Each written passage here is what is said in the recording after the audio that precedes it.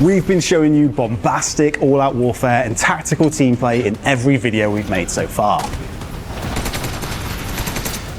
This time though, we thought we'd change up the pace.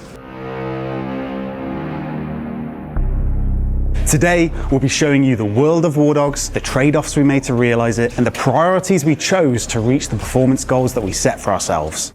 Not at the end of development, but from the very beginning, to make WARDOGS an Unreal Engine 5 FPS ready.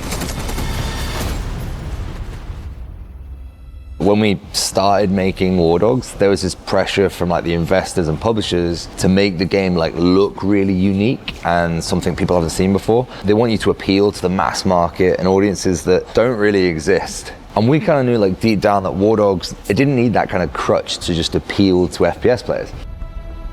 If I'm really honest about it, I think developers often have this kind of ego about creating something totally unique, and very early on we're able to acknowledge this is just our ego wanting to do something different and the publisher wanting to kind of carve out its own unique space. But really, does anyone even want that? It's just not that. That's not what the game is. And as much as I want to just sell the art and tell you how the world's great, it's the reality is, it's not an art piece, it's a video game.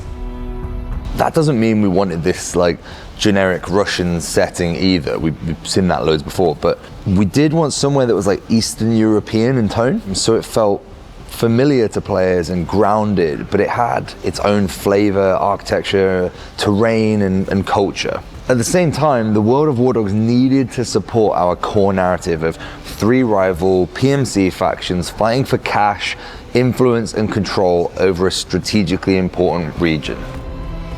The more we researched and gathered reference images, the more one country just kept standing out.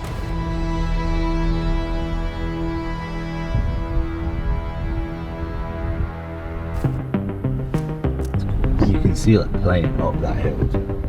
The geography, the location, how it was tied into the story and everything else. I think we decided Georgia was a perfect fit for the game. You can try and get a feel for a place through satellite imagery, through Google Maps, but what we found, especially in Georgia, outside of these main cities, is that there's almost nothing. And I think at that point, Joe was like, yeah, let's go Georgia. We really wanted to make this serious video about all this incredible research and all this reference material we went and gathered, and that really did happen. But if I'm honest, the amount of shit that went wrong on this trip was just ridiculous.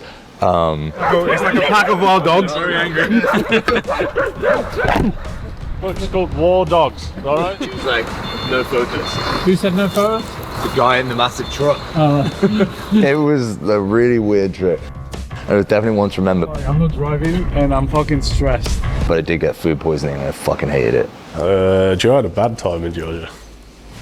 Yeah, I thought Georgia was colder.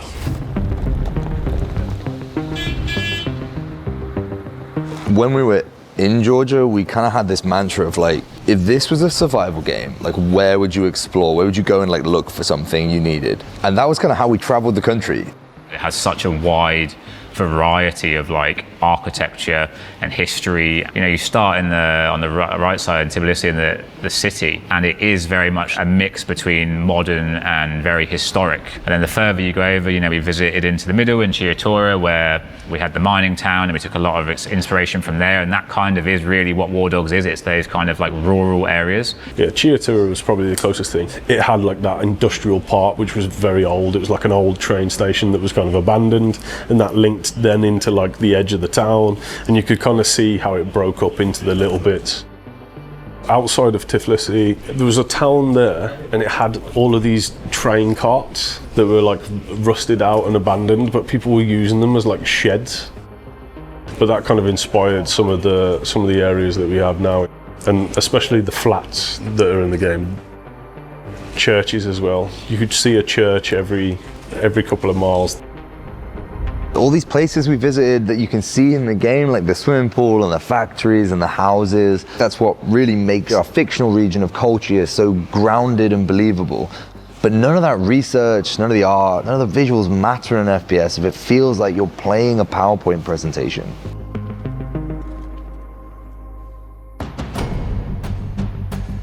You know it, I know it, everybody knows it. Using Unreal Engine 5 in 2026 as an FPS developer specifically puts WARDOGS under a magnifying glass in a genre where the expectations of smooth frame rates and no stutters are a requirement, not just a bonus.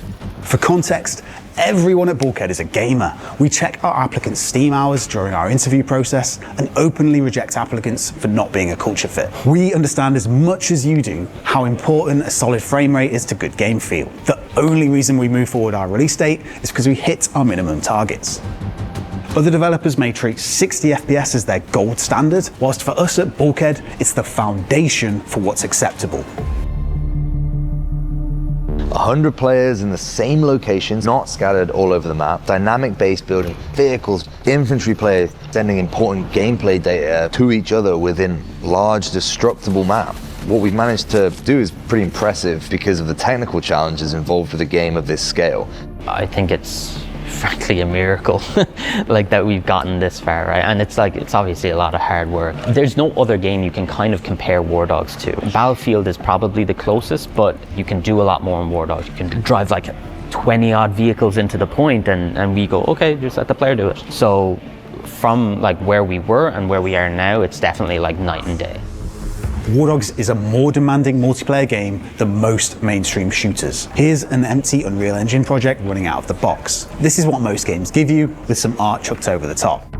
It's not really about the engine, it's about the systems and how you utilize the systems within the engine. Most engines use the exact same rendering path. It's all to do with like the systems you use, balancing of the systems, constantly checking and being like really critical of it. 60 FPS is minimum for us. We've been trying to hit 60 FPS on the low spec. That has been like a clear goal. Whereas like most companies be like, oh, it's running 30 FPS, that's fine. It's not really, not in today's age. We'd rather be upfront before anyone considers spending their money and ending up disappointed. You will not be able to run this game at 240 FPS native at 1440p whilst on our highest graphics settings. That fact alone may be a deal breaker for some of the wider Steam audience used to less demanding 5v5 shooters. From the feedback we've gathered across a range of hardware, most players are pleasantly surprised. WARDOGS delivers good performance to most users. There's always a limit to that though. PC upgrade prices are crazier than ever, and money's tight. That's why we're introducing Potato Mode. It's so stupid. 3 years ago, we walked into a normal game store and picked up the most average gaming PC we could find. It's right here. i5 8600, 1660. Then we forced our tech art team to play WARDOGS on it until the game ran at 60 FPS at the lowest settings. Natively, we're close to hitting those targets, and with the help of some upscaling, we're surpassing them. On the flip side of potato setups though, we have Overkill Mode. Overkill Mode is WARDOGS pushed to its visual limits, and we'll be reserving this graphics preset only to high-end PCs on launch, meaning if you don't have a capable PC, we will not even show you this setting. The reason is purely to protect players who haven't watched our vlogs or stumble across WARDOGS on launch and wonder why they aren't getting the performance they expected whilst using the highest graphics settings available. So to combat that, we're only making Overkill available to players on 40 series cards and above. How are we optimizing the game? How are we optimizing the game? Jesus Christ. We are making a 100-player game that goes against the current grain of battle royales, which as the server progresses or as the client, as the game progresses, players drop off, which means that performance naturally increases. We're introducing a mechanic that is constantly trying to drive people together for a full server duration. There's never any rest. Optimization is not something you can just do at the end of development. It needs to be a fundamental part of your ethos as a studio from day one. We basically started from the very beginning. My first thing was server performance. That's going to be our key bottleneck. We need to nail that. 100-player game, have to get it nailed. We worked on that first, like extensively. The key thing is that people don't do, and it's really simple, it's just measure your game, get the metrics, see where it's slow, look for those bottlenecks, and then just focus on them. We have 3 pillars to our optimization, and they are client performance, visuals, and networking. We realised playtesters cared more about consistent, smooth frame rate over blisteringly high FPS with stutters. So consistency is what we prioritised. But client performance isn't one single clever trick. It's a stack of decisions made over years about what matters to players on screen and optimizing around that. Optimization is a lot of the time a huge smoke and mirrors game. Basically, you as a player have got this letterbox into the world. Whatever we can do to make that letterbox the best visuals, the most performant, like that's what we're trying to do, and that's what optimization in a nutshell comes down to. Lowering movement update rates, lowering animation update rates, like reducing fidelity of visuals. They're all the tricks that we're doing. They're all ones that you don't just get out the box with Unreal Engine, and you can't just tick a box and be like, hey, give me 60 FPS. Performance is a death by 1,000 cuts. If you cut corners on every system you develop, by the time you reach release, those 1,000 cuts literally do kill you. Too often developers look for big things they can fix and optimize that save the day, but that's just not how performance works. That amateur approach has continuously disappointed gamers. So by focusing on performance from day one and being incredibly strict and bullish on our team about performance, we've been able to deliver only what we would consider good enough. We kind of always put performance first, and then we try to get as much like visual fidelity out of it as we can. It's not sexy to have performance as an art pillar, but it's true. Accessibility is key with these kinds of games. We have like this huge map, you fly through it, you're loading stuff in, players are dropping stuff, players are driving vehicles. All of that behavior has a cost. We mix new and old rendering techniques on purpose. For example, we use trim sheets a lot, but then we also use nanite, which is like a brand new virtualized geometry, high-end behavior. We kind of have to balance that, right? You can't just go, okay, all nanite have like super dense geometry. We have to compromise on fidelity sometimes. We can make it look really good. You can turn on all the bells and whistles and then everyone's capped at 30 FPS. It's not good enough.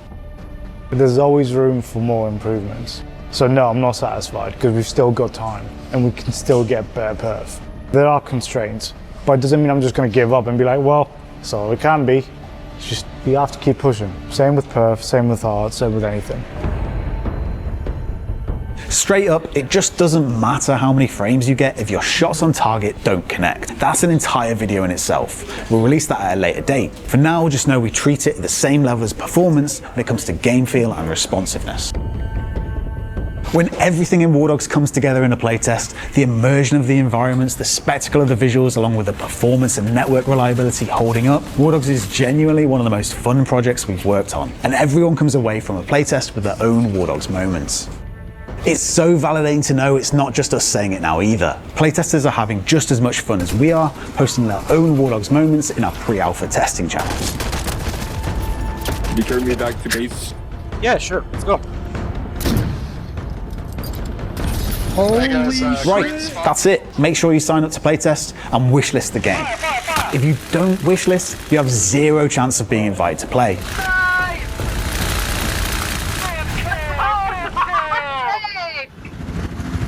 Clip that shit, dude. Clip that shit. Yeah, bye-bye. Bye. Hey, stop crying down there, you bitch.